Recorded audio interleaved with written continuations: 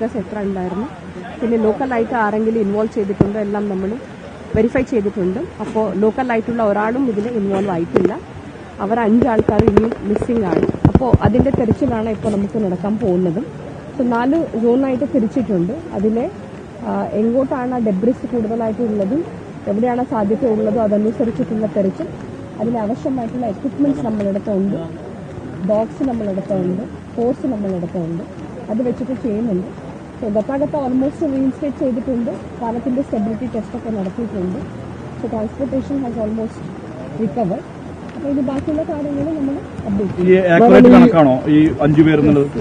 5 missing, 3 days, 9 ആൾക്കാരും ഹോസ്പിറ്റലിൽ.